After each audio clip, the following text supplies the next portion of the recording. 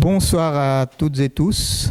Merci d'être venus à cette nouvelle mensuelle des Shifters du Grand Genève. Puis, cordial bienvenue à René Longet, qui sera notre intervenant de ce soir, qui va présenter le contenu de son livre. Enfin, il ne présentera pas son livre, mais le contenu de son livre. Donc, dire comment la durabilité peut nous sortir de ce moment d'essoufflement de notre société. Avant de lui laisser la parole, je vais dire peut-être deux mots des shifters, parce que je ne sais pas si tout le monde connaît les shifters ici. Je pense que vous connaissez Jean-Marc Jancovici, donc, qui a créé le Shift Project en 2010.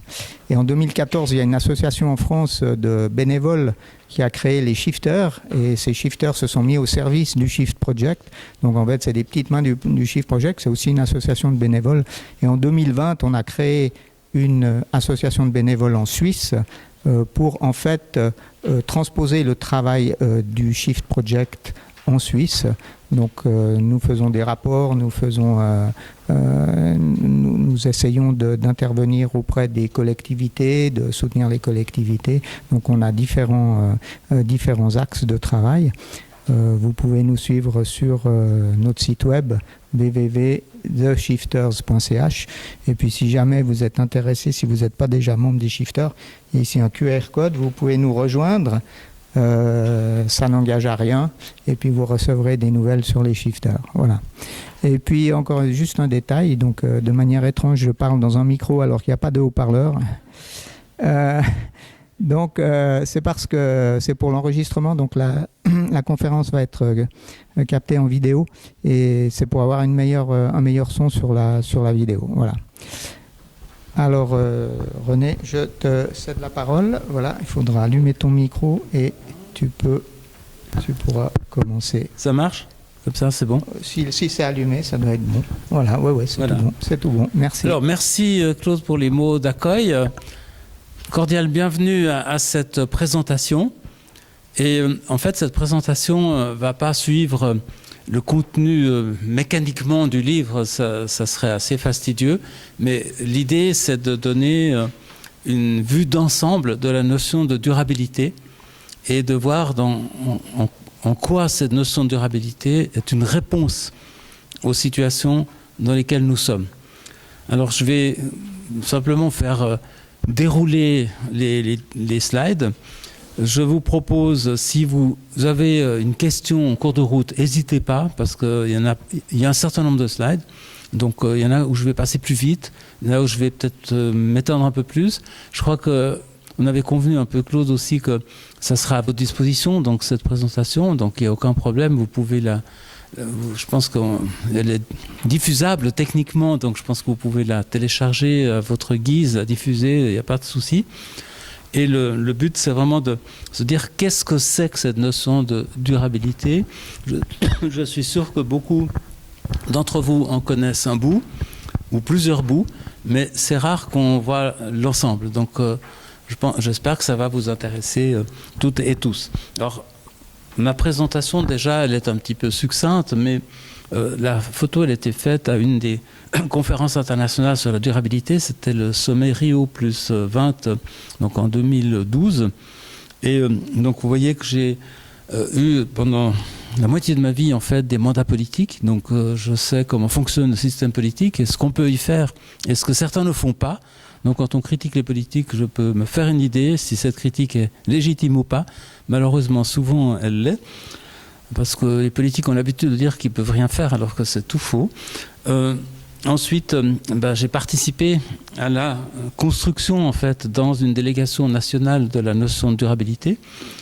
C'est important de pouvoir être dans une délégation parce que ces grands sommets fonctionnent en cercle concentrique. Et si vous n'êtes pas dans le cœur du cercle, vous n'arrivez pas vraiment à avoir une influence sur les choses. L'avantage, c'est que les délégations suisses sont relativement limitées, c'est une trentaine de personnes.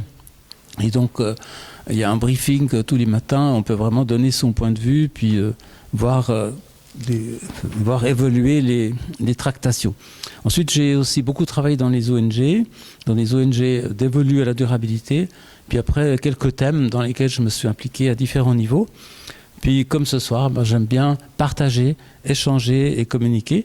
parce que je trouve que cette notion, elle est juste et elle n'est pas toujours bien comprise à sa juste valeur. Alors voilà, le livre, il circule, vous pouvez vous faire une idée de ce qu'il y a dedans. Et commence par dire, tu l'as dit Claude, on est un peu essoufflé dans le cours des choses. On est en train depuis une vingtaine d'années, en gros, le modèle des 30 Glorieuses ne donne plus satisfaction, il ne fonctionne plus, il produit des externalités négatives, n'ayant pas peur de ce mot, mais il produit des retombées négatives plus que des conclusions, des contributions positives. Donc je vous en ai mis quelques-unes. Donc on voit que le modèle de consommation n'est pas généralisable. On voit par contre, qu'il a comme conséquence non seulement de détruire les ressources naturelles, mais de ne pas pouvoir répondre à de nombreux besoins de base. Donc c'est vraiment le paradoxe de notre société. On surexploite les ressources du monde, mais on reste incapable de répondre correctement aux besoins de base d'une bonne partie de l'humanité. Et vous aurez quelques chiffres là-dessus tout à l'heure. Dans le livre, il y en a beaucoup qui pourront vous être utiles. Alors, quand on se rend compte de ça, qu'on peut faire de notre terre un désert ou un jardin, c'est vraiment l'option. On a tout pour bien faire. Il n'y a pas de problème technique, on sait comment faire. Il y a juste un problème de conviction et de volonté. Puis en fait, le troisième point, c'est quand même assez essentiel. On est la première civilisation au monde qui propose comme idéal l'accumulation matérielle bien au-delà des besoins. Puis cette idée aussi qu'il n'y a pas besoin d'intervenir dans l'économie, qu'elle s'autorégule, on voit bien dans la réalité que ça ne marche pas. Et au contraire, on a besoin d'inscrire nos trajectoires individuelles dans un dessin collectif. Je crois que c'est ça, cette demande fondamentale des sociétés aujourd'hui, d'avoir un cap et de pouvoir y contribuer. Et aujourd'hui, on est un peu dans le flou, dans l'indécision, voire quelques échanges là-dessus tout à l'heure, on l'a déjà souligné, voire dans un grand détricotage de ce qui aurait pu et ce qui doit rester la solution. Le premier point, c'est que la notion de durabilité ne fait sens elle fait principalement sens parce qu'elle est universelle. On a réussi à monter, après chaque guerre mondiale, des structures de concertation. Ça a été la Société des Nations, dont le Palais des Nations était le siège, et on oublie qu'il a été construit dans les années 30, celui de Genève, alors que la Société des Nations était déjà bien déclinante à cause des pouvoirs dictatoriaux qui commençaient à émerger, évidemment en Union soviétique depuis le début, ensuite en Allemagne, en Italie, etc. En 1945, après une deuxième guerre qui a coûté plus de 50 millions de morts, l'ONU a été créée. Et le grand avantage de l'ONU, c'est son universalité et les valeurs qu'elle véhicule. On a beaucoup critiqué l'ONU et je crois quand le général de Gaulle, il y a peut-être maintenant 60 ans, disait que c'était un machin, je pense que ça s'est inscrit dans les consciences et c'était vraiment une erreur très grave parce que ce n'est pas un machin, c'est la seule voie qu'on puisse imaginer pour prendre des décisions à la bonne échelle, puisque l'économie est mondialisée, il faut que, j'allais dire, ce qui est politique, ce qui permet aux sociétés de construire quelque chose en commun, pour diriger, pour prendre le contrôle des choses, on doit être au même niveau, parce qu'on ne peut pas avoir une économie mondiale et 200 États qui se barricadent chacun dans son coin. Alors ça, voilà, j'ai déjà dit certaines choses, mais je vous laisse lire. Je ne veux pas trop répéter ce qui est marqué sur le slide, mais c'est vrai que la Première Guerre mondiale, c'était une guerre entre puissances. On est retombé un peu dans ce conflit des puissances aujourd'hui. Et la Deuxième Guerre mondiale était plutôt une guerre pour des raisons idéologiques, puisque ceux qui ont lancé la guerre, c'est-à-dire l'Allemagne nazie, avait une idéologie très claire. Et le fascisme italien, c'était une idéologie. Et l'impérialisme japonais, c'était aussi une idéologie. Puis finalement, les pays qui n'étaient pas sur cette trajectoire ont beaucoup hésité à entrer en guerre. Et ça a été très long. On a longtemps cru qu'on pouvait domestiquer le fauve dans la maison, mais ça n'a pas marché. Et quand les Japonais ont attaqué les États-Unis, les États-Unis ont dû s'y mettre aussi. Donc on voit bien que c'était une guerre pour des valeurs. Puis très vite, au fil de la décolonisation politique, dans les années 50 et 60, l'ONU s'est retrouvée dominée par les pays du Sud, puisque c'est une institution où chaque État à une voix, que ce soit Monaco ou la Chine, c'est une voix. Évidemment, c'est une voix à l'Assemblée générale, ce n'est pas évidemment la même chose dans la réalité. Alors ces éléments sont importants à garder à l'esprit parce qu'on ne peut pas déconnecter la durabilité de son cadre institutionnel. Et voilà quelques étapes aussi qui ont construit des référentiels internationaux avec le concept du nouvel ordre économique international. Si on relit des documents de l'époque, il y a 52 ans maintenant, ils sont toujours actuels en fait. Ça n'a pas abouti. Puis vous avez certaines étapes qui montrent à quel moment on a nourri en fait ce qui a été condensé à partir de 1987 dans le concept de développement durable. Alors, évidemment, il y a une prise de conscience globale qui date en gros aussi des premières photos qu'on a pu faire depuis l'espace, mais c'est la prise de conscience qu'il n'y a pas beaucoup d'endroits dans l'univers connu où la vie aurait pu naître. On la cherche, on ne l'a pas encore trouvée. Statistiquement, ça doit exister, mais impossible de s'y rendre, évidemment, ou d'avoir des nouvelles de ces lieux très, très, très éloignés. Mais l'unicité de la Terre doit nous montrer sa fragilité. Et aussi, quand on regarde la Terre de plus près, elle est réellement très fragile, parce que 71% c'est de l'eau salée. Le reste, c'est de la terre, mais une bonne partie de cette terre, c'est du désert. Et ce qui est en vert foncé, c'est de la forêt. Mais la forêt, elle est quand même pas mal mitée maintenant sur beaucoup de territoires. Alors moi, je ne vais pas trop intervenir sur l'état des lieux, des différents secteurs de notre planète, parce que là, on aurait pour quelques heures, et ce n'est pas le but, mais vraiment vous transmettre la vision originelle de la durabilité. Donc aux Nations Unies, dans les années 60, avec les indépendances des pays autrefois colonies de pays européens, on a affirmé l'exigence du développement, c'est-à-dire le développement pas nécessairement comme il est pratiqué au quotidien, mais parce que beaucoup de gens parlent de développement, ça peut être le développement de ceci, des transports, de l'habitat, du commerce, etc. C'est vraiment conçu au niveau des Nations Unies comme le droit que chaque être humain a à avoir sa juste part des ressources. Et les années 70, c'était assez vite après, on a commencé à découvrir que l'environnement, ou si on veut la fine couche qui permet d'exister sur Terre, était beaucoup plus fragile qu'on imaginait. Parce que vue par chaque être humain, elle paraît immense, mais vue globalement, elle ne l'est pas. Donc on a dû vraiment harmoniser cela, parce qu'on ne peut pas nier que les besoins non satisfaits, c'est pas acceptable. Puis on ne peut pas non plus nier que la nature est fragile et qu'on l'a fragilisée.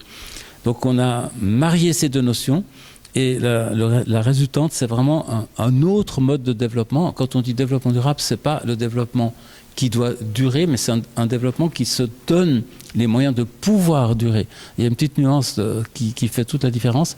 Parfois on nous dit oui, mais vous voulez faire durer le développement. Non. C'est un développement qui puisse durer et qui fait sens. La notion, vous la connaissez, c'est vraiment une notion de base. Cette définition, elle n'a rien perdu de sa pertinence. Un développement qui répond aux besoins du présent sans compromettre la capacité des générations futures de répondre aux leurs. Donc c'est la justice intergénérationnelle et c'est une hiérarchie des besoins. Et c'est fondamentalement les deux axes du développement durable, c'est qu'il y en ait assez pour tout le monde et qu'il y en ait assez pour les générations qui viendront plus tard. Après, il y a beaucoup de rencontres internationales depuis la mise sur papier de cette définition qui était déjà un peu dans les limbes au début des années 80, dans les organisations internationales ou dans les organisations environnementales. Mais donc le texte a maintenant pratiquement 40 ans, 1987. Donc il y a là aussi un phasage de mise en place, de définition, l'agenda 21 de Rio, donc 21 c'était 21e siècle, agenda ça veut dire programme, hein. Et donc ça c'était il y a maintenant un bon moment, hein, donc 34 ans, le plan d'action qui était beaucoup plus précis, après les objectifs du millénaire, les objectifs de développement durable, etc. Après vous avez des chartes et affirmations de principes, le principe de précaution, la responsabilité commune mais différenciée des États, le pollueur-payeur, la charte d'Ottawa qui est une charte qui affirme la promotion de la santé, donc qui signifie que la santé, ce n'est pas seulement les soins ou les médicaments ou tout ce qui est en bout de chaîne en quelque sorte, mais c'est aussi le maintien en santé par une vie qui permet de faire, j'allais dire, d'être en situation de justement pas devoir aboutir à des traitements douloureux. Donc comment prévenir et comment promouvoir un mode de vie qui soit propice à la santé. Alors vous avez un nombre incroyable de conventions internationales très diverses et pas seulement environnementales mais aussi dans le domaine notamment du travail. Alors vous avez des volumes entiers de droit et s'il y a des juristes dans la salle, je sais qu'il y en a, en Suisse c'est les classeurs du droit international quand on avait les choses en version papier qui étaient volumineux. Et vous avez des traités sur une espèce, par exemple la chasse à la baleine, ou la vigogne qui est un camélidé des Andes, ou d'une zone, la Baltique, qui est partagée en plusieurs États. À l'époque, c'était aussi, pendant la guerre froide, d'un côté c'était l'URSS, de l'autre côté c'était l'OTAN, etc. Mais c'est un gros patchwork, avec des aires de validité chaque fois différentes, et aussi des géographiques et des aires de validité par rapport aux États qui les ont ratifiés. Et en particulier, on s'agite beaucoup aujourd'hui à propos du négationnisme américain, mais les États-Unis, déjà au départ, ont ratifié très très peu de conventions importantes, notamment celle sur la biodiversité n'a jamais été ratifiée, l'accord de Paris non plus, etc. Donc il y a aussi des États qui jouent le jeu, puis d'autres qui, depuis le début, n'étaient pas forcément partie prenante. Alors vous avez là la dimension en plus économique et sociale, ce qu'on appelle les droits économiques et sociaux aux Nations Unies, comme le droit à un revenu décent, à la sécurité sociale, à l'éducation, à un logement, à l'eau, aux soins. C'est toutes des choses qui ont été construites au cours de l'existence des Nations Unies à partir des années 60 en fait. Et le pacte des Nations Unies sur les droits économiques, sociaux et culturels de 1967, qui est entré en vigueur 10 ans après, est vraiment le socle de la dimension économique et sociale de la durabilité. Et j'anticipe un peu sur la thèse fondamentale de mon livre que je vais vous lire.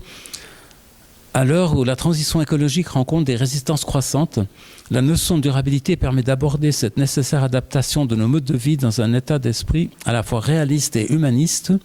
En articulant développement et environnement, elle vise à traiter ensemble les exigences écologiques, les attentes sociales et les perspectives économiques. On ne peut pas juste parler d'écologie, sinon voilà, c'est un peu aujourd'hui le malheur d'avoir fait apparaître ou crédibiliser un slogan tout à fait négatif d'écologie punitive, etc. Parce que si la population n'a pas l'impression que ça crée des emplois et qu'il y aura une meilleure justice sociale, ben les gens, évidemment, ils se disent mais on ne peut pas vivre d'amour et d'eau fraîche, on aime bien la nature, mais voilà, il faut instrumentaliser le développement de manière qui protège la nature, mais qu'on puisse aussi en vivre. Alors ça, au niveau global, vous avez tout ça, un standard social minimum, le traitement préférentiel pour les pays les moins avancés, c'est une nomenclature des Nations Unies. Pierre, tu connais bien ça, hein, parce que, voilà, donc elle est révisée régulièrement, qui classe les pays d'après des critères, pas seulement économiques, mais aussi d'alphabétisation, d'espérance de vie, etc. Et les moins avancés, entre guillemets, on les trouve essentiellement en Afrique. Il y a des pays comme Haïti, par exemple, aussi. La promotion de la santé, c'est ce que je vous ai dit tout à l'heure. Et déjà, cette réciprocité entre l'exigence écologique, qui ne sera populaire que si il y a une certaine assurance des droits de base ou d'avoir accès aux droits économiques et culturels et sociaux. Puis en même temps, ces droits n'ont de sens que si la nature et l'environnement ne sont pas dégradés au point que les activités économiques ne puissent plus se faire. L'eau, la pénurie de l'eau, évidemment, est un premier paramètre très très limitant dans beaucoup de régions du monde. Alors maintenant, pour la dimension sociale, elle est beaucoup moins connue, mais l'OIT, vous savez tous que c'est à Genève, hein, donc l'OIT a été créé en 1919, donc avant la Société des Nations, bien avant l'ONU, et a peu à peu construit une législation internationale du travail avec des contenus de ce type-là. Hein. Donc il y a des nombreuses conventions de l'OIT, mais un certain nombre qui sont des conventions dites de base, qui traitent du travail forcé, du travail des enfants, etc. Puis, on y parle de garantie d'un salaire et d'un horaire de travail décent et du droit à la négociation collective. Évidemment, quand les pays sont très pauvres, les gens n'ont pas trop envie de se faire remarquer négativement dans une entreprise en revendiquant. Donc c'est important d'avoir un socle.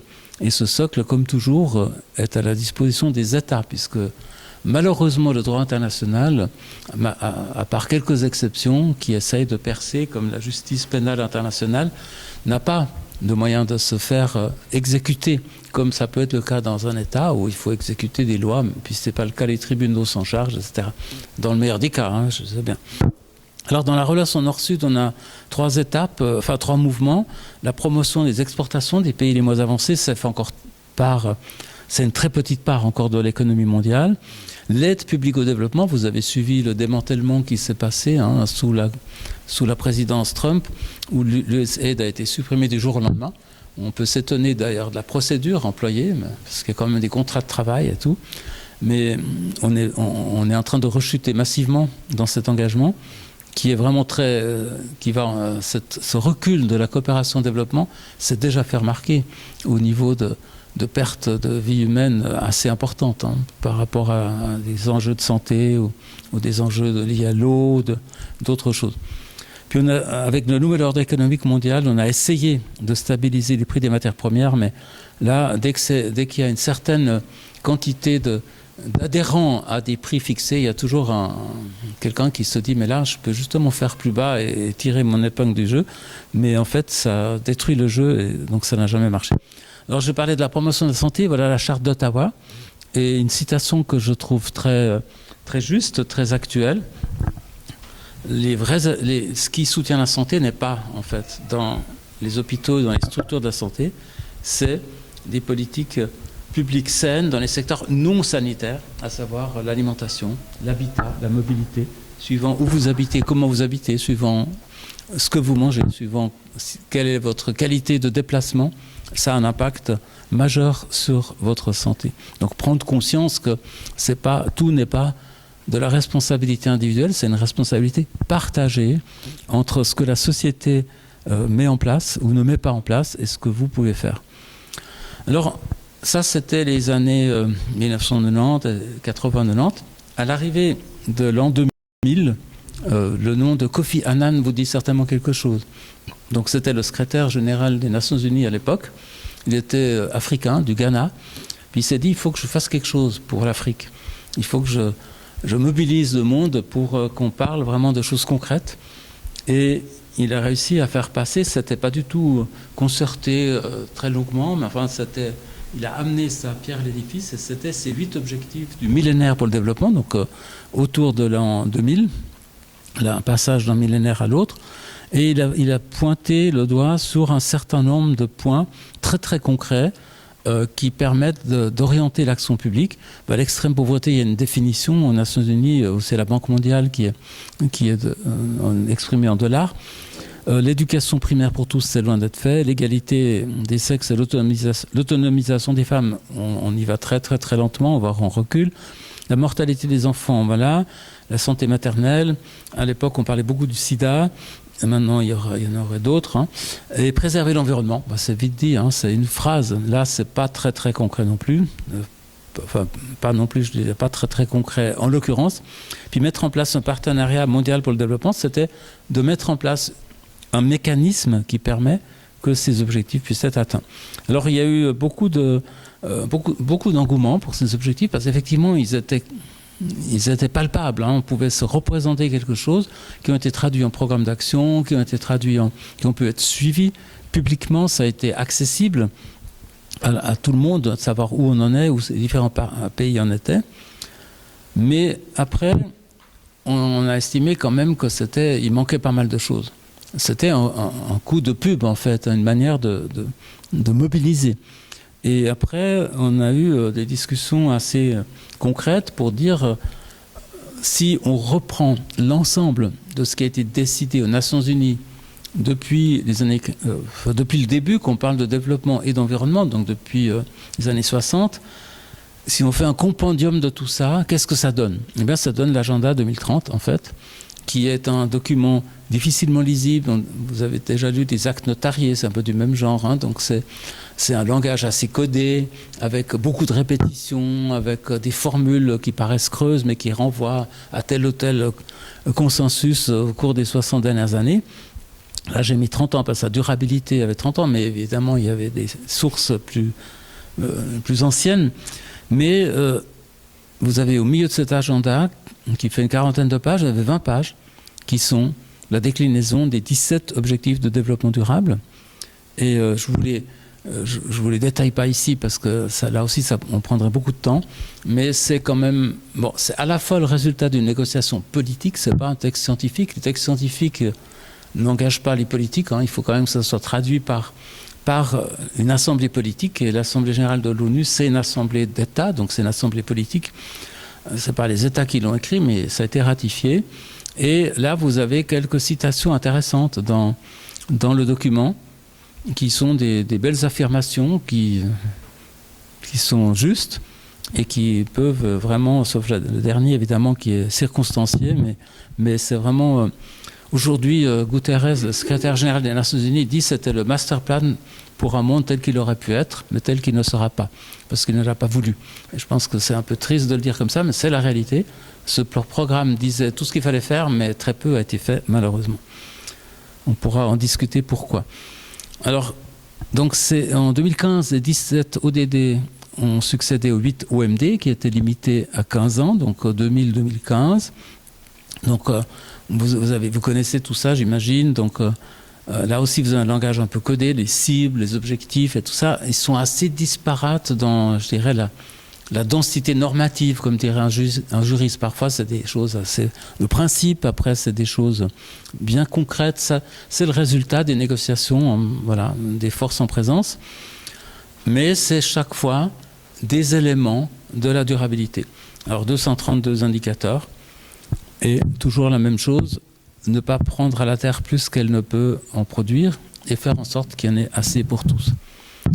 Alors c'est un système interconnecté, contrairement aux 8 OMD, là vous avez une systémique parce que tout est déjà imbriqué, tout est en lien l'un avec l'autre. On a défini aussi l'investissement nécessaire, qui paraît énorme, 7 000 milliards de dollars par an, mais c'est une partie encore assez marginal du PIB mondial.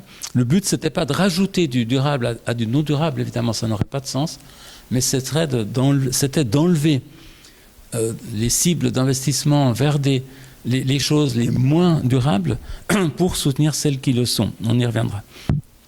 On a souvent représenté ces ODD comme le tableau des éléments, hein, en chimie, c'est-à-dire un truc un peu aligné.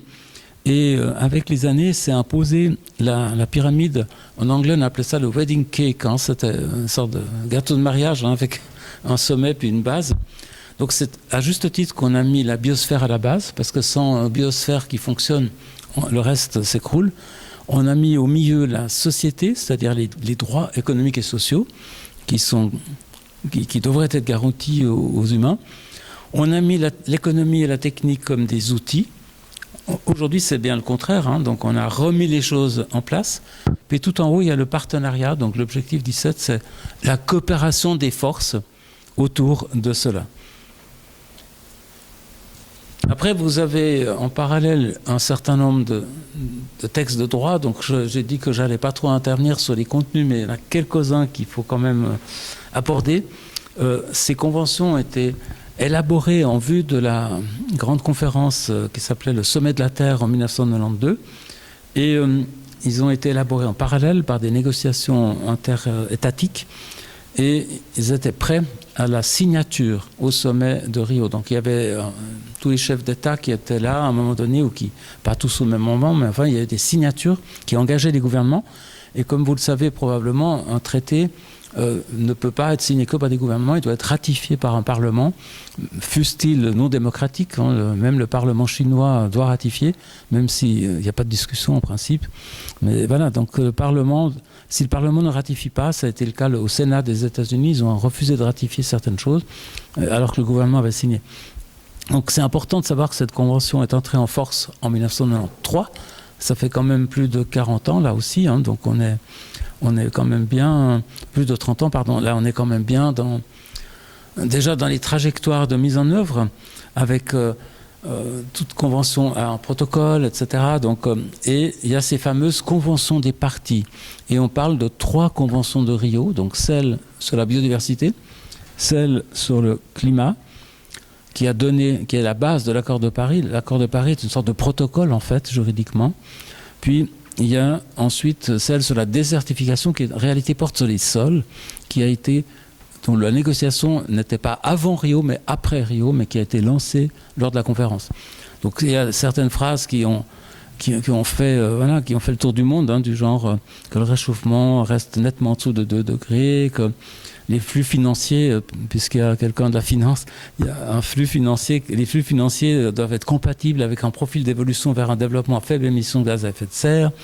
Puis c'est entré en force 2 jours avant la prise de pouvoir de Trump 1. Donc on a tout de suite eu les répercussions, puisque un des premiers actes du nouveau président Trump, ça a été de se retirer de la Convention. Bon, voilà, maintenant il a réitéré cette volonté. Maintenant, c'est important justement de connaître ça, parce que l'agenda 2030, c'est un compendium de contenu qui n'a pas de portée juridique, en fait. C'est du soft law, c'est des principes auxquels on s'est mis d'accord, sur lesquels on s'est mis d'accord. Les conventions internationales sont vraiment du droit qui, normalement, doivent être considérées comme du droit interne par les États qui les ont ratifiés. Et encore une fois, il n'y a pas beaucoup de ressources quand ce n'est pas le cas. Mais effectivement, il y a ces conférences des parties qui contrebalancent cette faiblesse parce qu'elles se jouent devant le monde entier. Alors on a beaucoup critiqué le côté massif de ces conventions, le côté spectaculaire, la présence des lobbyistes des uns et des autres. Il y a aussi des lobbyistes des ONG qui sont là, mais évidemment il y a les lobbyistes du pétrole, il y a tout ce qu'on veut. Mais le fait que chaque année on doit faire le bilan de ce qui s'est passé est un moteur important pour la mise en œuvre. Puisqu'il n'y a pas d'autre moteur pour la mise en œuvre, ça peut être que devant le monde entier, on prend à témoin, puis pendant 1, 2, 3 semaines, les médias sont pleins de ce qui se passe. Alors, le 3e paragraphe a toute son importance, puisque à la COP, donc conférence des parties, il y a 28, ça veut dire 28e conférence des parties depuis l'entrée en vigueur de la Convention, donc qui était en 1994 plus 28. Eh bien, cette COP qui s'est tenue dans un état pétrolier a conclu sur la transition hors du fossile. On voit ce qu'il en est advenu depuis. Hein. Ça a été le point de fracture, en fait, où, à partir du moment où les États pétroliers se sont mobilisés pour contrer cette évolution. Et on a vu, il y a 2 ans, à Genève même, l'échec d'une négociation sur un traité sur les plastiques, parce que les États producteurs de pétrole voulait se limiter exclusivement au recyclage du plastique et ne voulait absolument pas entrer en matière sur une limitation à la source, comme si on pouvait tout recycler, ce qui navigue dans l'océan et les microplastiques qu'il y a un peu partout, y compris dans notre nourriture. Alors voilà, donc quand on critique les COP, il faut savoir que sans cela, ça reste vraiment à porte close, hein, et on ne sait absolument pas ce qui se passe. Alors maintenant, on passe à des sujets un peu plus... j'allais dire, pratique, hein, dans le sens de la mise en œuvre. L'indicateur qui demeure absolument dominant dans l'appréciation de l'état de santé d'un territoire, c'est le PIB. Or, ça fait depuis un demi-siècle qu'on sait que le PIB est totalement partiel, que, comme le dit un économiste belge, Paul Jorion, un PIB en pleine forme peut être l'indice de l'accélération du processus destructeur. Et parce qu'évidemment, on additionne n'importe quoi. Hein, un accident qui amène des voitures au garage a autant de valeur qu'une action bienfaisante. Hein, parce que ce qui compte, c'est uniquement les flux financiers, indépendamment de à quoi ils sont consacrés. Alors à Rio plus 20, donc en 2012, on a insisté sur le fait que le PIB doit être complété par des mesures plus larges du progrès. Jusqu'à présent, ça convient, vous êtes... Je ne répète pas des choses que vous savez déjà, en partie j'imagine, mais voilà, pas de questions particulières. Vous avez entendu parler probablement du Bhoutan, qui a testé d'autres façons de mesurer l'état de santé du pays. Et donc ça, c'est un extrait du logiciel du Bhoutan qui ne parle pas de PIB, mais de bonheur national brut. Évidemment, le brut, c'est un peu une allusion, une parodie par rapport au PIB. Donc vous voyez les facteurs qui sont mis en œuvre. Après, ce n'est pas non plus la panacée, mais en tout cas, ça montre qu'on travaille sur des contenus et pas juste sur des chiffres financiers. Parce que, encore une fois, la réunion de ce soir, elle va amener, j'espère, des bons échanges et du bénéfice pour tous, mais pas forcément à travers des flux financiers, à moins qu'ensuite circulent des billets pour acheter des livres ou pour rémunérer les shifters, je ne sais pas.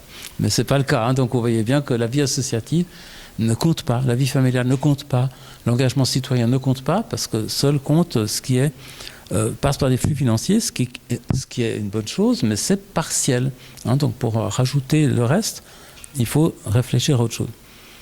Vous avez la notion d'empreinte écologique aussi, qui a été développée déjà il y a plusieurs décennies, hein, qui est assez compliquée. Je veux pas, c'est des calculs qui sont complexes, mais qui permettent de situer les pays par rapport à leur consommation des ressources mondiales, en fait, et qu'on se rende un peu compte si on est dans la cible ou si on est à côté de la plaque.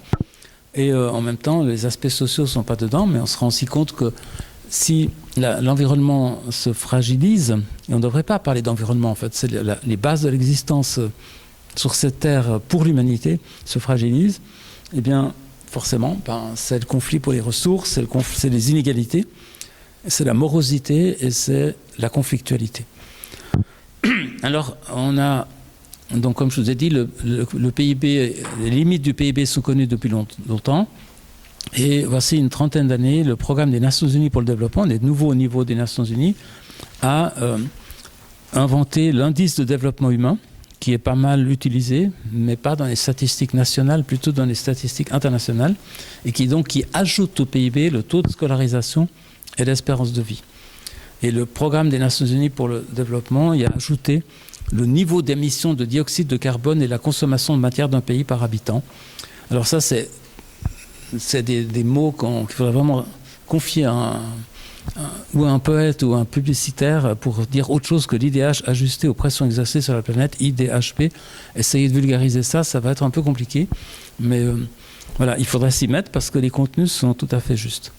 Alors maintenant, vous connaissez aussi ce schéma du donut qui reprend en fait un peu cette chose-là, parce que vous avez la dimension sociale qui est inhérente à la durabilité et la dimension écologique. Et vous avez les limites planétaires autour, qui sont des limites mesurées scientifiquement. Et là, on voit aussi l'énorme risque de démanteler les efforts scientifiques. Puis, en même temps, vous avez à l'intérieur les différents paramètres des besoins de l'humanité, toujours cette mise en parallèle entre les besoins de base et les conditions d'existence dictées par les lois de l'écologie. Alors voilà, la question centrale, je pense que pour vous, c'est tout à fait familier, je pense que c'est là qu'on doit se retrouver, c'est que l'économie n'est pas une adversaire, ou la durabilité n'est pas un adversaire d'économie, et l'économie ne devrait pas l'être non plus. C'est une manière de concevoir l'économie, et il s'agit d'aligner les rentabilités économiques, écologiques et sociales. Ça veut dire qu'on ne peut pas faire marcher une entreprise si elle est en perte, mais en même temps, on calcule aussi les avantages et les pertes sur d'autres dimensions, à savoir l'impact environnemental et l'impact social. Donc ces idées sont dans l'air depuis très longtemps, puisque vous avez cette phrase qui est dans le plan d'action du Johannesburg en 2002, les changements fondamentaux dans la façon dont les sociétés produisent et consomment sont indispensables. Le modèle non durable, c'est je prends dans la nature, je transforme et je jette, et donc on prend qu'une partie de l'acte économique. On ne considère pas que la nature participe à l'économie. On ne l'intègre pas dans l'économie. C'est un facteur qui reste extérieur. On retrouve un petit peu les biais du PIB quelque part. Enfin, c'est des biais de perception des choses. Et donc l'économie traditionnelle, depuis la révolution industrielle, en gros, occulte le fait que la nature a des limites. On théorise le fait que, oui, les prix vont prendre en charge la rareté, mais là, il est souvent très très tard, hein, parce que comment On peut apprécier la rareté de l'eau en faisant exploser le prix de l'eau, mais tout le monde a besoin d'eau et on ne pourra pas la produire si on a attendu trop longtemps que les sources se tarissent. Alors, c'est important maintenant qu'on définisse ce que c'est qu'une économie durable. C'est une économie qui considère la nature comme une économie, justement. La nature est une économie, elle fonctionne en cycle où elle disparaît. Le jour où les feuilles des arbres ne sont plus compostées par les micro-organismes, les arbres vont peu à peu étouffer sous leurs propres déchets, etc. Donc les cycles de la nature sont une forme d'économie et l'économie humaine a besoin de se caler sur ce fonctionnement. Et aujourd'hui, on doit vraiment travailler sur l'économie circulaire, prévenir les déchets, réparer les objets, recycler les matières et concevoir la nature comme travaillant pour nous et dont le travail accumule du capital, le capital nature. Et il faut estimer à sa juste valeur l'apport du capital naturel, ce n'est pas rien. Et ça peut se faire comment ? C'est quand la nature n'est plus fonctionnelle, on doit prendre sa place. Et vous avez entendu par exemple déjà le chiffrage pour la disparition ou la raréfaction des insectes, etc. Donc il y a beaucoup d'activités que la nature offre gratuitement, entre guillemets, c'est-à-dire sans que ça entre dans notre comptabilité. Et donc on ne le prend pas en compte. Économiquement, ça ne vaut rien. Mais sans ça, il n'y a pas d'économie. Et donc il faut peut-être arrêter de parler d'environnement et de parler de production, non pas de protection, mais de production de l'environnement, et de parler, au lieu d'environnement, de capital naturel. C'est un capital qu'il faut entretenir. Et ça, c'est vraiment un enjeu majeur d'intégrer cette valeur dans la comptabilité nationale. Alors, vous avez des chiffres qui valent ce qu'ils valent. Ils sont déjà un certain temps, mais ça montre que vraiment, on doit se dire que si on n'a plus cette régulation par les forêts, si on n'a plus la pollinisation du café, on n'a plus la nappe phréatique qui se recharge, etc., c'est des coûts énormes. En Suisse, ça a été calculé il y a 10 ans, comme en 360 millions par an pour les seules abeilles. Les seules abeilles, ce n'est pas les seuls insectes qui visitent la floraison. Et ça, c'est 10% de l'ensemble des subventions agricoles payées par le contribuable en Suisse. Donc 10% d'augmentation de subventions agricoles, tout simplement parce qu'on a laissé dépérir les abeilles. Et donc, c'est les valeurs de remplacement. Ce n'est pas donner un prix à la nature, c'est donner un prix à ce qu'on devra faire si la nature ne travaille plus. Et là, aujourd'hui, on pense que les prestations de la nature dépassent largement le PIB mondial. Donc là, vous avez un schéma des services écosystémiques. Je ne veux pas vous le détailler, mais vous voyez que ça date d'il y a une dizaine d'années et ça reste vrai, quoi. Tout ce que la nature fait pour nous et qui ne nous coûte rien tant que ça fonctionne. Et donc, si on veut que ça continue, il faut investir dans le respect des limites planétaires. Aujourd'hui, on a favorisé un monde qui est fondé sur le pétrole depuis un bon siècle, voire plus. Tout le XXe siècle a été marqué par l'expansion du pétrole, la voiture, l'aviation, toute la mécanique, le plastique, etc., tout ce qui fonctionne grâce au pétrole, parce qu'on n'a absolument pas intégré dans le prix du pétrole les effets secondaires. Au début, les effets secondaires, c'était la pollution des océans, c'était la pollution par l'oxyde de soufre, parce qu'il y avait du soufre dans le charbon, etc. Et maintenant, l'essentiel du facteur, c'est le changement climatique. Donc le changement climatique est essentiellement dû au pétrole et au charbon, un peu au gaz, les trois formes de la matière, si on veut, des énergies fossiles. Pour le nucléaire, c'est la même chose. Partiellement en Suisse, c'est intégré. C'est d'ailleurs pour ça que les exploitants du nucléaire en Suisse ne sont pas très chauds, parce que, ils doivent verser de l'argent dans des fonds de démantèlement et de gestion des déchets dont les coûts finaux ne sont pas connus. Et le principe du pollueur-payeur, il est souvent mal compris. Ce n'est pas l'autorisation de polluer, c'est de mettre un juste prix aux choses pour que le marché puisse ne plus être faussé. Parce qu'aujourd'hui, la concurrence, elle est vraiment déloyale, massivement, quoi. On n'aurait jamais connu ce développement de l'aviation, de l'automobile aux énergies fossiles si on avait intégré les externalités négatives du fossile. On aurait dû développer d'autres choses. Il y avait des voitures électriques en 1900. Il y avait des voitures à vapeur en 1900. Bon, vous allez me dire que la vapeur, c'est le charbon. Mais enfin, en tout cas, la voiture à essence a pris son essor parce qu'on n'avait pas du tout cette réflexion-là. Alors voilà, donc soyez attentifs à voir les coûts cachés. Je vais aller un peu plus vite là parce que ça c'est un peu des choses que vous pourrez voir plus tard. Puis surtout, ce résumé-là de tout ce qu'il faut changer dans les conditions cadres de l'économie. On a des dirigeants politiques aujourd'hui qui pensent qu'il faut appuyer sur un bouton, relancer l'économie et tout va bien aller, quoi. Après, on se bat sur le niveau de la dette, etc. Mais la plupart des dirigeants politiques n'ont absolument pas assimilé que les conditions cadres sont faussées aujourd'hui et qu'on produit à la chaîne des choses qui ne sont pas rationnelles parce qu'on ne rémunère pas les externalités positives et on ne charge pas les externalités négatives. Alors je vous donne tous les exemples, hein, mais c'est vraiment important. Shifter, vous êtes une organisation qui est née en France. Je ne sais pas si Jancovici s'est occupé de l'évolution du réseau ferroviaire en France, mais il y avait pratiquement plus de 70 000 km de lignes. Aujourd'hui, il en reste un tiers. Hein. Là, vous allez n'importe où en France, vous voyez des traces d'anciens chemins de fer, des ponts, des tunnels, des gares abandonnées. On a abandonné tout ça parce que les lignes devaient être rentables.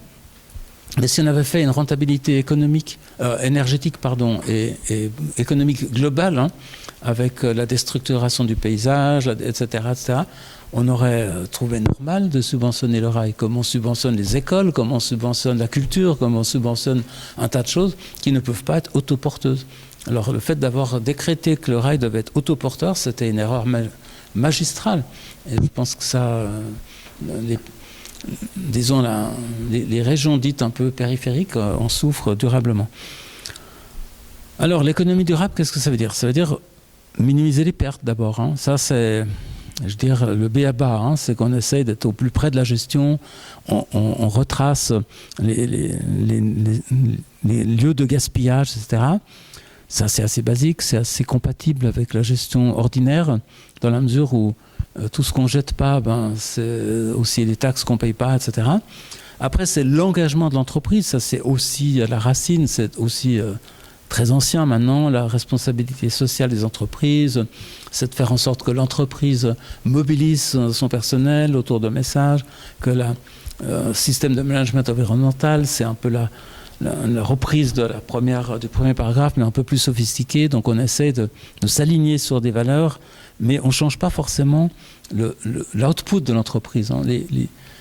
Les gens du tabac, par exemple, ou du nucléaire, avaient en général les meilleures conditions sociales. Hein, ou dans beaucoup d'entreprises, je sais pas, par exemple, dans des bureaux de traders, on fait très attention à faire des photocopies recto verso, etc. Mais on ne se pose pas la question de l'impact de l'output sur la société. Donc, à un moment donné, ça, c'est la base. C'est très bien, mais on passe à côté de l'essentiel. Donc, j'ai mis exprès shifter, hein, parce que vous aimez shifter, moi aussi. Donc, il faut shifter vers quoi?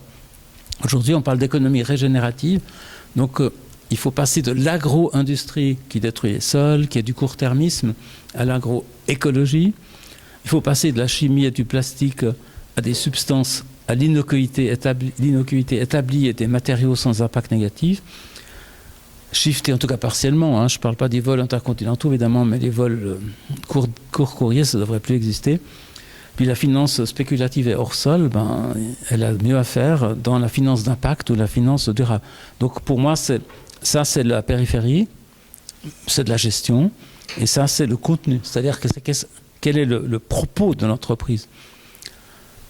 Puis au niveau plus global, c'est la sous-enchère globale où on voit bien que les produits chinois, etc., qui remplissent d'immenses cargos avec de la marchandise très très bas prix, on ne peut pas concurrencer, on n'a pas les salaires des Chinois. Il faut vraiment, au lieu de fermer les frontières, il faut peut-être plutôt travailler sur la notion de commerce équitable et de résilience locale.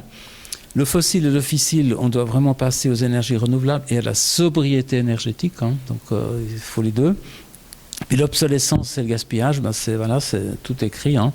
Ce qu'on a déjà sur le territoire, il faut le préserver, il faut le maintenir sur ce territoire, et pour éviter d'extraire toujours plus de matières premières.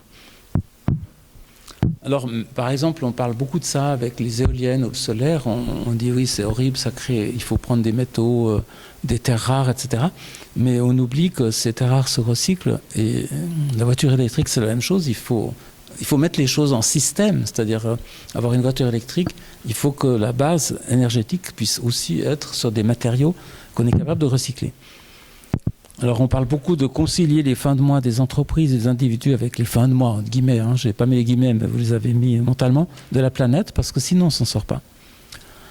Alors après, moi je vais aller un petit peu plus vite, parce que ça, vous pourrez les consulter plus tard, hein, c'est pas l'économie circulaire, vous connaissez. Le commerce équitable a fait ses preuves, mais malheureusement encore extrêmement marginal. Hein. Dans le secteur agroalimentaire, c'est même pas 2% des échanges. Hein. Et dans les autres secteurs, ça n'existe pratiquement pas. Mais c'est un modèle qu'il ne faudrait pas négliger. Et on est content de se dire en Suisse, on est bon, mais on est encore à très bas niveau. Alors maintenant, je conclurai avec la dimension institutionnelle et politique. On a encore quoi, 10 minutes, on peut faire un quart d'heure, 10 minutes, 5 minutes, 10 minutes. Ouais. Voilà, je ne veux pas vous fatiguer non plus, mais parce qu'après on a envie de discuter un peu. On est vraiment à la croisée des chemins. Hein. Donc vous avez d'un côté la concertation multilatérale, sans laquelle on ne pourra jamais réguler les choses qui sont au niveau mondial. Hein. Ça je vous l'ai déjà dit, le commerce est mondial, il doit être réglé au niveau international. La doctrine aujourd'hui qui se répand, c'est la loi du plus fort entre nations. Hein. On voit ce qui se passe au Proche-Orient, on voit ce qui se passe un peu partout au monde. Voilà, on retombe dans la logique des grandes puissances, hein, qui a mené à la guerre de 14-18. Vous avez la Chine, vous avez la Russie, vous avez les États-Unis, vous avez etc., l'Inde. Enfin, tous ces pays développent un nationalisme agressif et se disent « moi, je me sers le premier arrivé, premier servi », puis que les autres disparaissent de l'horizon. Alors c'est vraiment... Vous avez cette diagonale qui est totalement en opposition et on a à faire un choix. Puis vous avez les gens qui disent l'économie, on appuie sur d'autres variables, puis le reste, elle se débrouille. Hein. Puis de l'autre côté, on est conscient que les prix sont faussés et qu'il faut réguler. Déjà, les Romains régulaient l'économie. Hein. Ils régulaient les poids, les mesures, ils régulaient la monnaie. Ça fait depuis 30 ans qu'on a décorrélé le marché de sa régulation. Dans l'histoire de l'humanité, depuis qu'il y a eu des échanges monétaires, on a toujours dit le marché doit être régulé. Et la régulation a besoin d'un marché. On ne va pas aller vers une économie totalement régulée, mais on ne peut pas avoir une régulation, par exemple, de la circulation routière avec des feux rouges et tout ce que vous voulez, puis rien pour l'économie, ça ne va pas. Par contre, on a cette addiction au lobby, on veut faire de mal à personne. C'est un peu comme si vous avez une grosse voiture, vous pouvez traverser la ville avec les feux rouges, on ne vous fera rien. Puis si vous êtes à vélo, on va vous amender. C'est un peu comme ça aujourd'hui l'économie. Les petits ont les cadres, puis les grands, c'est eux qui dictent le cadre. Évidemment, on ne peut pas s'en sortir dans ces conditions. Alors malheureusement, depuis 2-3 ans, le vent a tourné. On peut discuter longtemps de savoir qu'est-ce qui a fait voter dans beaucoup de pays pour des formations politiques qui sont radicalement à l'opposé de ce que je vous raconte. Probablement aussi parce qu'on a confondu écologie et durabilité. Et Guterres, il disait il y a 2 ans déjà, voilà, que les aspirations communes, elles sont peut-être plus communes, mais enfin, les aspirations à un avenir plus pacifique, plus prospère et plus durable tiennent à un fil. Il y a un journaliste dans Le Monde qui dit c'est comme si le monde s'habituait à voir son destin collectif lui échapper. Puis voilà une petite citation de mon propre ouvrage, mais ça vous pourrez le lire vous-même. Mais on voit bien que il y a eu de très fortes résistances quand on a voulu passer à l'acte pour la durabilité. Et il y a à la fois le fait d'être fixé sur les habitudes, le fait qu'on n'a pas un esprit systémique, le fait que c'est difficile déjà dans sa propre personne d'anticiper des choses négatives. On sait qu'il y a des gens qui ne veulent jamais aller chez le médecin, on sait qu'il y a des gens qui ne veulent pas penser au vieillissement, on sait qu'il y a des gens qui n'ont pas envie de penser au lendemain. C'est sûr qu'on s'inflige déjà ça soi-même, on ne va pas le faire pour les autres et pour le monde. Alors, le développement durable est aujourd'hui un combat pacifique, je m'empresse de dire. Les opinions publiques sont très divisées, les fake news foisonnent. Sortir du modèle consumériste paraît comme une perte de quelque chose, voire une impossibilité. Ce qui est assez diabolique, c'est que la société de consommation est fondée sur l'inégalité, c'est-à-dire qu'il y a toujours quelque chose qu'on n'a pas. Et on nous dit que si tant que vous ne l'avez pas, vous n'êtes pas bien. Et ça marche pas mal, quoi. On se dit, tiens, le voisin, il a ci, la collègue elle a ça, pourquoi moi, pourquoi j'ai pas, etc. Et comme on est réellement avec des écarts de revenus extrêmement vastes et beaucoup de gens qui n'arrivent pas à tourner comme il faut, si on leur parle de décroissance comme ça de but en blanc, ça ne marche pas. Hein, il faut parler de décroissance des impacts écologiques, mais pas de décroissance en général. Et donc le sentiment le modèle des 30 Glorieuses, il est cassé. Il n'est pas réparable, il faut inventer autre chose, ce qu'on sait depuis 50 ans. Puis bon, il y a aujourd'hui une majorité de la population mondiale qui ne vit plus dans les états de droit. Je ne parle même pas de démocratie, c'est un peu facile, on parle toujours de démocratie. Mais, je ne sais pas, il y a les présidents qu'on connaît, je ne veux pas tous les nommer, ils ont tous été élus. Je ne parle pas de Poutine ou de Xi Jinping, là il se simplifie la vie, mais en Inde, aux États-Unis, etc., c'est la démocratie, c'est prononcé pour des gens qui ne vont pas dans le sens de la durabilité, en connaissance de cause. Hein. Donc il y a quand même des racines là derrière, et je pense que si on veut défendre la capacité citoyenne, il faut parler d'état de droit plutôt que démocratie. Parce que la démocratie, on peut opter pour se retirer de la démocratie parce qu'on estime que ce n'est pas efficace. Et ce qui est assez dramatique, c'est que ce populisme qui apparaît parce que les gens se méfient de l'indécision des politiques, et ils ont raison de se méfier, mais ce qu'ils proposent, ils votent pour des gens qui proposent pire. Donc ça, c'est un peu ennuyeux, des gens qui proposent rien et qui font pas leur boulot ou pas grand-chose, et des gens qui proposent des choses qui vont dans la mauvaise direction. Vous avez le choix du moindre mal. Hein. Alors, aux États-Unis, par exemple, vous avez cette bataille culturelle qui se déroule un peu partout maintenant. On réinvente la conquête de l'Ouest. Il est déjà conquis, mais on peut le faire une deuxième fois. Puis en Europe, le pacte vert de l'Union européenne, il est par terre. Hein. Il n'y a plus grand-chose qui est resté. Hein. Il a suffi de quelques manifestations de paysans pour qu'on arrête de mettre des critères écologiques dans des subventions quand même énormes. Par exemple, il y a 10 millions par an. Il y a 10 milliards par an qui sont versés à la France de la politique agricole communautaire, hein, et qui ne sont pas du tout orientés vers l'écologie. Donc elles ne sont pas là pour compenser des externalités positives qui ne trouvent pas à se rémunérer sur un marché, ce que je peux comprendre, parce que faire de l'écologie, de l'agroécologie ou du bio, c'est un peu plus cher. Les subventions ne servent pas à compenser ça, elles servent à encourager le productivisme court-termiste. Alors voilà, je vous laisse découvrir tout ça. Puis on a créé une espèce d'opposition de pacte vert et pacte de compétitivité, comme si la compétitivité ne pouvait pas résider pour l'Europe dans la qualité durable de ses produits. Et ça, on ne s'est même pas posé la question. Ça a été, il faut qu'on reste compétitif. On ne s'est pas posé la question de savoir si on n'était pas en train d'adopter le mode de faire des plus mauvais, de la classe. Puis on s'est dit, il faut niveler tout ça parce que les entreprises ne peuvent pas faire face. On ne s'est pas posé la question. Puis en Suisse, on l'a fait quand même quand l'horlogerie était en crise. On s'est rendu compte qu'il ne fallait pas miser sur le bas de gamme, quoi. Il fallait essayer d'être compétitif de la qualité. Et cette discussion, elle n'a même pas eu lieu au Parlement européen. C'était tout de suite, non, on arrête. Alors je vous ai fait un petit schéma, là, le baromètre politique, que vous pouvez lire comme un guide de votre pensée. Hein. Ce n'est pas du tout une vérité, hein. C'est mon sentiment, vous pouvez vous confronter à ça. Vous avez quand même des extrêmes qui progressent. Hein. Et vous avez en France, peut-être un peu plus fort qu'en Suisse, mais ça existe aussi, c'est universel maintenant. Et finalement, on se rend compte que les seuls qui soutiennent vraiment la durabilité, c'est un petit segment du monde politique, c'est la deuxième ligne, parce que ça correspond un peu à leurs valeurs. Tout ce qu'on appelle centre-droit et droite classique, on l'a vu au Parlement européen, est très fragile, est un soutien très fragile. Puis après, vous avez l'extrême droite qui s'appelle comme ça, c'est pas moi qui l'appelle comme ça, qui a d'autres cibles et qui capitalise sur cette idée que l'écologie est un problème de plus et pas une solution. Puis vous avez l'extrême gauche qui, de toute façon, ça ne sert à rien puisque la cause unique de nos problèmes, c'est le capitalisme, sans définir ces différentes modalités, parce qu'entre l'économie de marché, les oligopoles, les revenus abusifs, les mauvais produits et la qualité, tout ça, c'est du capitalisme. Hein. Donc, à force de dire que le capitalisme vert n'existe pas, non, ça va. Les autres, ils se réjouissent. Oui, si eux le disent, on est bon. Hein. à force de critiquer toute évolution imparfaite de greenwashing, on supprime le green. Après, il n'y a plus de greenwashing. Il n'y a pas besoin de critiquer le greenwashing le jour où le green a disparu. Hein.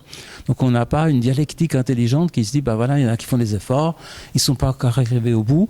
Personne dans cette salle, je pense, n'est parfait. Moi le premier. Donc, on peut s'attaquer tous de greenwashing, mais ça sert à quoi? Ça énerve tout le monde et finalement, le green disparaît. Et on ne peut plus rien greenwasher. Alors maintenant, je ne vais pas vous laisser sur ces impressions, mais il faut être lucide. Aujourd'hui, la bataille est engagée. Donc moi, je continue de répéter que la durabilité doit être là pour montrer des sorties positives de la crise, créer des emplois vraiment décentralisés, pérennisés et mettre en place le volet social, c'est-à-dire de mettre en évidence les droits économiques et sociaux des individus. Et l'écologie doit être vraiment expliquée comme une science avant d'être une doctrine d'un parti politique. Alors ça, c'est une slide que j'ai reprise des Nations Unies, d'un exposé. C'est vraiment intéressant parce que c'est des scénarios qui montrent que ce soit dans la transition énergétique ou dans l'économie circulaire, vous avez beaucoup d'emplois qui disparaissent, vous en avez plus qui apparaissent. Puis quand maintenant on introduit l'IA, on se fiche complètement de savoir quel impact sur l'emploi. Hein. On doit tous s'y mettre. Personne ne fait une étude d'impact, hein. On y va quoi. Puis là, quand on doit être dans la transition, on dit ouh là là, ça va être difficile. Qu'est-ce qu'ils vont faire les gars qui bossent dans les stations-service, du charbon et tout ça. Mais là, c'est quand même 2 poids 2 mesures. Puis ce qui est intéressant, c'est de voir que même aux États-Unis, il y a 24 fois plus de gens qui travaillaient dans les énergies renouvelables que dans le charbon. Hein. Puis là, je n'ai pas donné toutes les sources, les abréviations, mais dans mon livre, vous les trouvez. Et c'est impressionnant de voir ça. Hein, parce qu'on a gagné des campagnes électorales sur les 42 000 personnes qui souffraient dans les mines de charbon, parce qu'en plus, c'est vraiment pas... il y a du savoir-faire, hein, il y a une tradition, on connaît la tradition des mineurs, mais c'est dangereux, etc., etc. Je pense que maintenant, il y en a moins dans les énergies renouvelables, hein, parce que les politiques publiques ont quand même beaucoup réduit là-dedans. Mais il y avait de quoi transitionner agréablement, quoi. Puis ça, c'est une statistique qui est faite chaque année. L'IRENA, donc c'est une organisation internationale de l'énergie renouvelable. Et c'est impressionnant de voir comment... Mais vous voyez qu'on montait avec une certaine dynamique jusqu'en 2023, un grand saut, puis ça commence à plafonner. Alors évidemment, il y a des impacts des politiques publiques qui vont dans la mauvaise direction. Alors je vais conclure par là. Puis à la fin, vous avez un nom d'un grand homme qui est mort à 105 ans, hein, il y a quelques jours, Edgar Morin, qui a écrit La Voix, et je pense que ça vaut la peine de relire La Voix. Pour moi, j'aime beaucoup un auteur qui a marqué son temps, qui s'appelle Camus. Hein, Camus, il a beaucoup écrit contre le nationalisme réducteur et pour la pluralité des cultures, et Morin est un petit peu quelque part dans la même veine. Alors vous avez quelques citations que je trouve pas mal. Hein. Nous devons nous croire ni supérieurs ni inférieurs aux autres êtres de l'univers, hein, pas seulement des humains, quels qu'ils soient. Pour éviter que la pollution ne transforme à jamais notre monde, il faut commencer par transformer de tout notre façon de penser l'économie. C'est toute l'économie qui doit s'inscrire au service de l'humain et du vivant. René Passet, il est décédé il y a 2 ans, à presque centenaire. Donc je dois dire, peut-être l'écologie ou ses pensées prolongent la vie, hein, c'est pas mal. Puis après, vous avez un Africain, un Burkinabé. Malheureusement, les Africains sont tournés vers la terre promise de la modernité, qu'ils interprètent en termes d'avoir et non d'être. Gandhi, il faut mettre un terme à cette course délirante qui conduit à vouloir toujours plus d'argent. Et Mircea Eliade, je pense que vous connaissez, c'est un historien des religions. La nostalgie d'une communion mystique perdue avec la nature hante toujours l'homme occidental. On est des déracinés, quelque part. Hein. Et quand on est déraciné, évidemment, on est parcellarisé. On est en petits morceaux. Hein. Et on perd la capacité de la vue d'ensemble. Et Edgar Morin disait, parmi d'autres belles choses, notre mode de connaissance parcellarisé produit des ignorances globales. Alors j'espère qu'on contribue tous à remonter un petit peu le niveau de conscience par rapport à la réalité. Et puis merci pour tout ce que vous faites, les Shifters. C'est un magnifique travail en France, en Suisse et ailleurs, j'imagine. Et vous remontez puissamment le niveau de conscience et des faits. Alors merci beaucoup.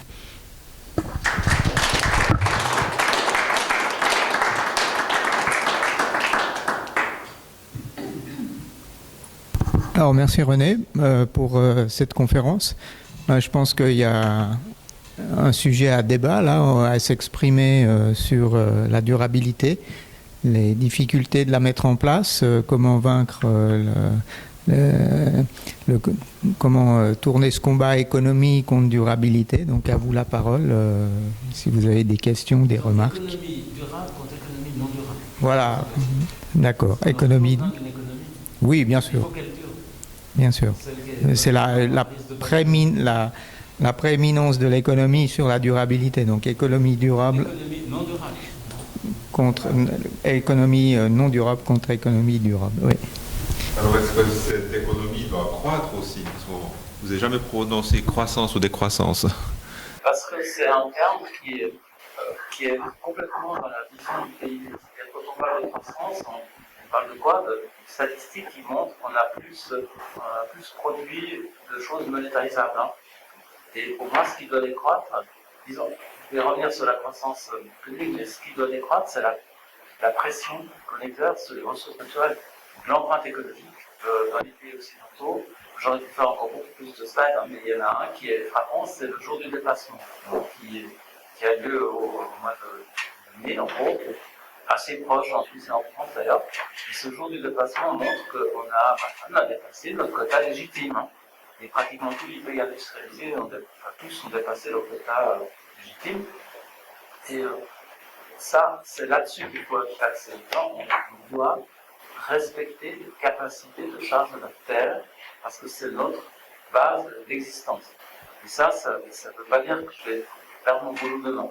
Je pense qu'il faut qu'on montre des perspectives économiques positives, et ça, c'est justement le chiffre dont je parlais, d'activités nocives vers des activités bénéfiques. Il faut réduire, il faut faire disparaître le fossile. Le fossile, en Suisse, c'est en gros les 2/3 du bilan énergétique. Donc on retombe sur ce facteur 3 en fait. Hein. Le tiers d'année, les 2/3 de l'énergie, d'ailleurs voilà, ça a été aussi dit dans les journaux.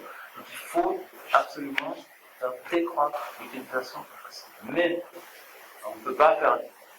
Beaucoup de gens qui sont des décroissants, ils refusent en même temps les éoliennes, ils refusent qu'on fasse des barrages, ils refusent la géothermie, ils n'aiment pas les panneaux solaires dans les Alpes, etc. Donc à un moment donné, si vous les remplacez 2/3 le pire qui soit, c'est-à-dire du fossile, et c'est vraiment le pire qui soit, là vous êtes obligé, vous ne pouvez pas diviser par 3, de cette façon-là, on aurait déjà économisé et le micro et l'ordinateur et l'éclairage, hein, parce qu'on devrait montrer l'exemple.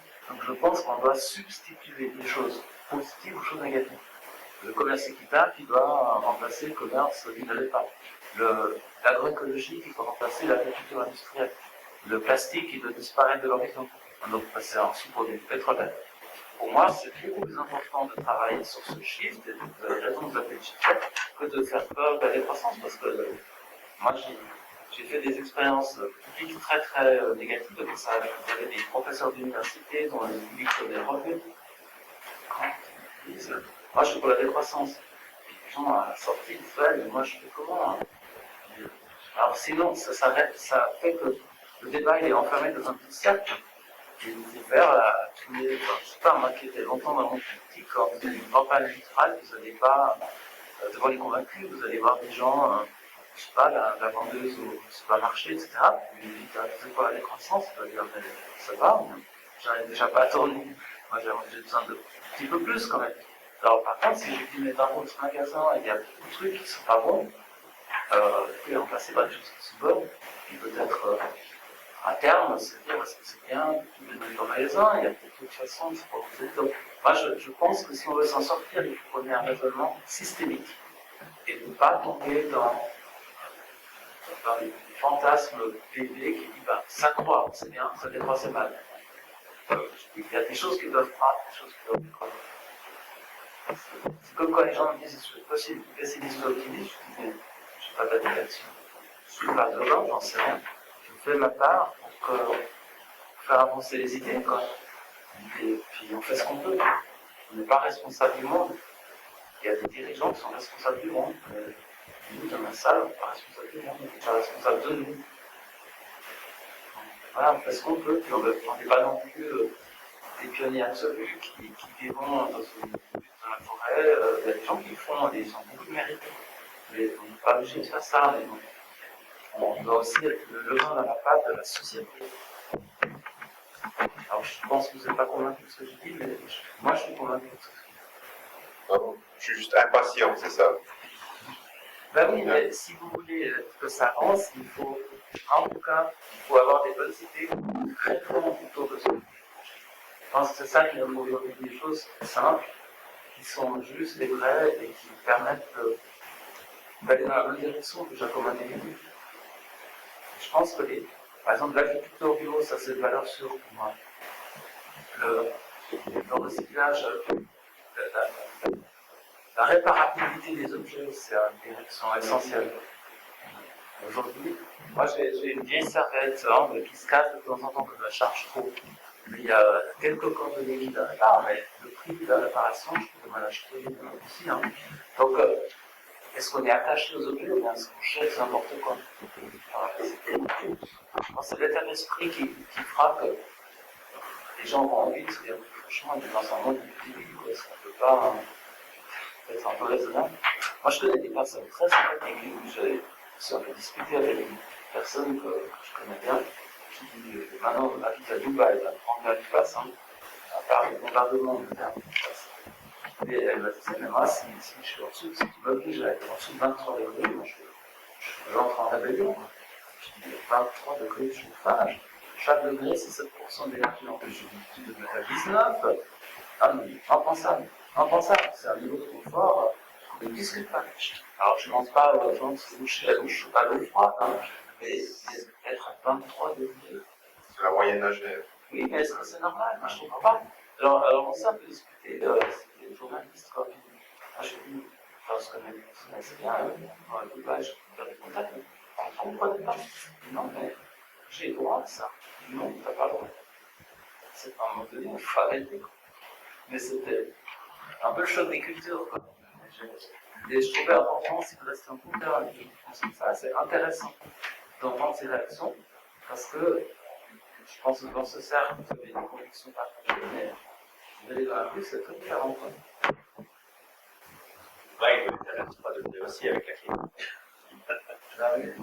Non, mais je disais, c'est magnifique, je peux quand même changer d'autres fois, je disais, ah, mais là, c'est l'été permanent, je suis content. Bon, voilà, c'est son histoire. Mais au moins, ils n'ont pas besoin de chauffage. Je pense que c'est la clim. Ouais, si elle a besoin de clim, alors tant que fera du clim. J'avais une question sur votre expérience d'élu. Est-ce qu'il y a des mesures que vous avez pu mettre en place et dont vous souhaiteriez parler justement, et des freins que vous avez rencontrés sur le terrain dans votre commune? Alors, moi, j'ai été élu à différents niveaux, au niveau du Parlement cantonal, au niveau du Parlement fédéral, puis effectivement comme membre de l'exécutif d'une commune.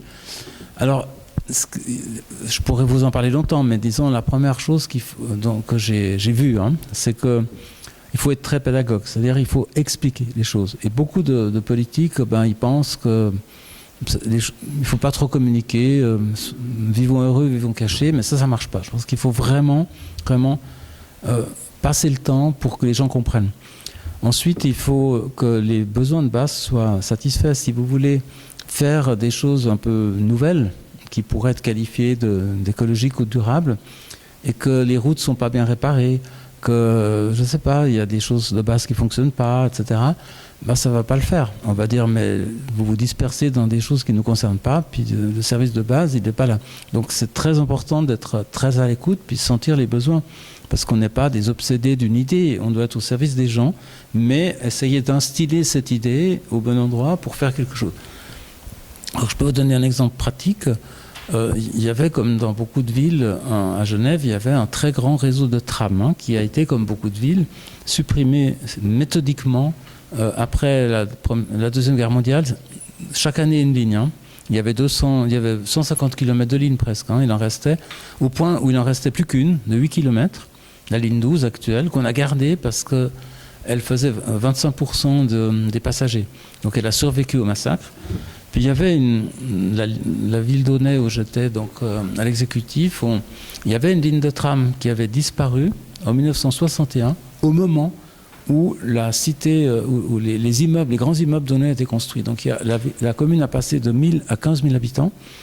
Et on a considéré à l'époque que c'était le tout-voiture. On a construit la cité d'Aunay pour le tout-voiture, hein, avec des larges avenues, avec des immeubles en hauteur, des parkings et tout ça. Et on imaginait, à l'époque, on parlait des captifs des transports publics. Le bus, c'était pour des gens qui n'avaient pas les moyens d'avoir une voiture, c'était surtout des femmes à l'époque, dans les années 60, hein, je parle des début des années 60, et des travailleurs étrangers, hein, et des gens qui n'avaient pas des revenus suffisants, ou qui étaient trop âgés, qui ne voulaient pas apprendre à conduire. Donc on considérait que c'était un service social qu'on devait maintenir. Sinon, chacun aurait sa voiture. On s'est rendu compte que c'était une aberration, que ça détruisait l'urbanité, si on veut dire.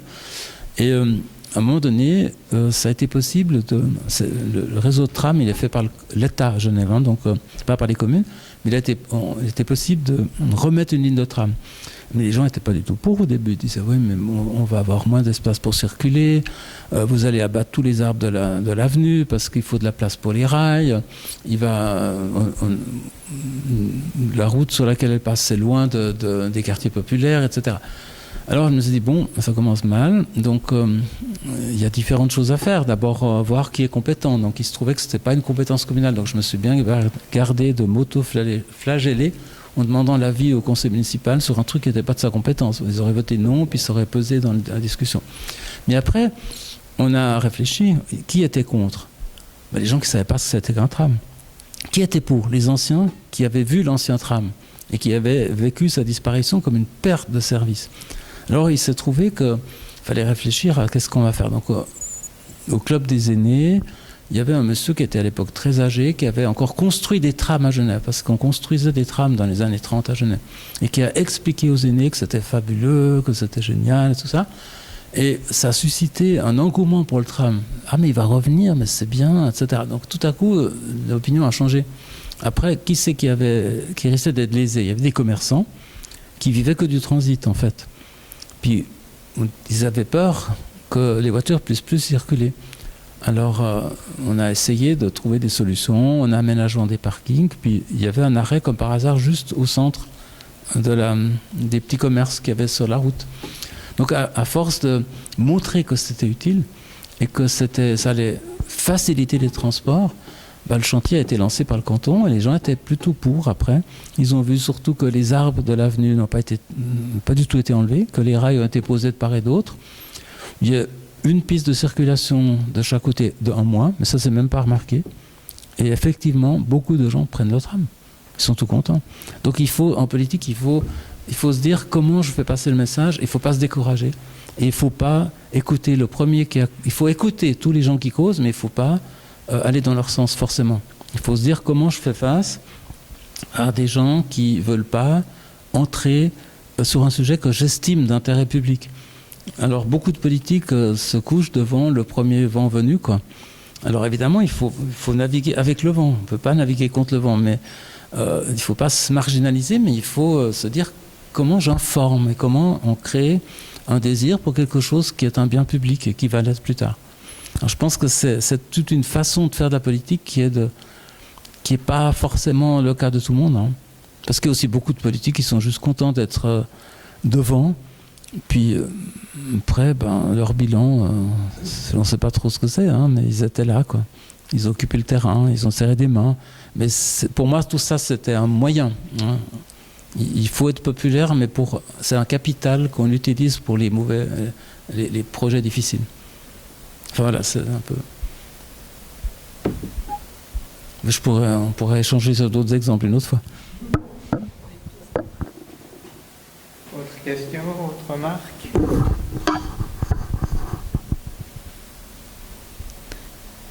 Julie ? Pour revenir à la décroissance sans réellement parler de décroissance, puisque c'est quand même assez clivant, et puis effectivement, quand on a du mal à tourner, baisser ses besoins, c'est compliqué. Mais justement, on parle de personnes qui ont plus de moyens, qui sont complètement dans le schéma dont vous parliez de l'accumulation de biens sans limite. Est-ce que vous voyez un moyen finalement de de les atteindre et de les sensibiliser sans forcément les braquer. Parce que c'est aussi un des gros enjeux actuels, enfin, selon moi. Je pense que les gens, ils n'aiment pas quand on juge ce qu'ils pensent être leur droit. Hein. Je pense qu'il faut vraiment éviter des jugements. Puis, mais on est souvent agacé. Moi, dans le quartier où je suis, il y avait quelqu'un qui collectionnait les belles voitures presque de sport, quoi. C'est sa passion, hein, vraiment. Puis on entendait les bruits de moteurs, on se croyait dans un aéroport, quoi. Puis il y en a d'autres qui ont des petits automates pour lisser le gazon, hein, qui n'a pas une fleur qui dépasse. Alors si on leur dit, mais tu me casses les pieds avec ton truc, etc., ils vont dire va te faire voir, hein, parce que c'est pas illégal ce qu'ils font. Hein. Donc évidemment, on peut commencer à protester politiquement en disant il faut réglementer certaines choses. On sait qu'il y a beaucoup de moteurs qui sont bridés, etc. Enfin, qu'il y a des trucs qui sont débridés justement, qui sont reconstruits. Enfin, comment est-ce qu'on peut dire, à qui on a enlevé ce qui fait, enfin, on a ajouté des éléments qui font du bruit ou bien qui sont un peu des marqueurs de son passage, quoi. La voiture, ça peut être un objet de collection, un objet de pouvoir, un objet de séduction. Donc si vous voulez avoir un impact sur les gens, je pense que ou bien vous faites un rapport de force parce que vous avez les moyens de gagner, non, parce que dans le quartier ça embête tout le monde, etc. Puis à un moment donné les gens ils se la coincent. Ou bien on essaye de leur dire, mais on essaie d'avoir un visage positif. Il faut boire un verre avec eux, puis il faut leur dire mais pourquoi ça t'intéresse ce truc, est-ce que vraiment tu peux pas faire attention aux autres. Moi j'avais des gens qui disaient mais un arbre ça sert à rien, hein. Alors bon, si on s'énerve en disant mais t'es juste un abruti, on va plus avoir de dialogue. Puis les gens ils sont propriétaires chez eux et ils se disent j'ai le droit, hein. Enfin pas forcément de détruire des arbres, mais disons d'avoir des opinions de ce type. Donc je pense qu'il faut toujours se dire quels moyens je peux avoir pour toucher la personne. Donc le grand problème, c'est comme avec l'argument de décroissance, c'est toute vérité n'est pas bonne à dire. On ne peut pas dire toujours tout ce qu'on pense à quelqu'un. Vous connaissez ça, non? Vous avez des gens dans la famille qui vous aimez pas trop, dans votre boulot que vous aimez pas trop, vous n'allez pas leur dire ça tous les jours, hein. On doit vivre avec. Alors c'est pour promouvoir une idée qui est nouvelle, qui heurte cette idée ancrée de la société de consommation, que tout ce qui n'est pas interdit est possible, hein, quand même.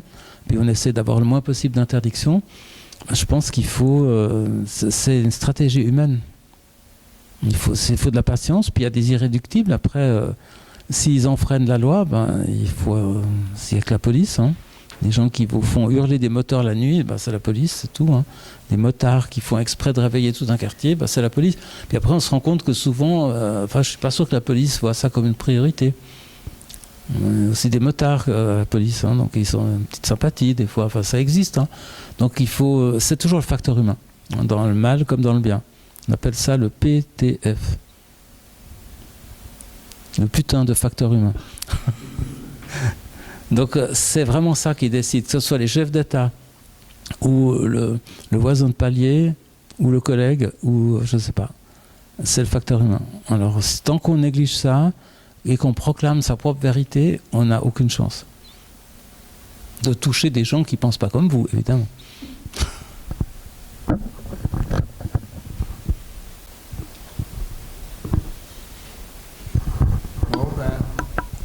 Merci beaucoup à toutes et tous d'avoir participé. Merci René pour cette conférence. Je propose qu'on arrête là la séance de questions-réponses. Je vous invite à rester pour boire un petit verre, au moins grignoter un petit peu, et prolonger les débats pour ceux qui peuvent et qui veulent rester un petit moment. Et puis merci à tous et on va clore cette partie officielle.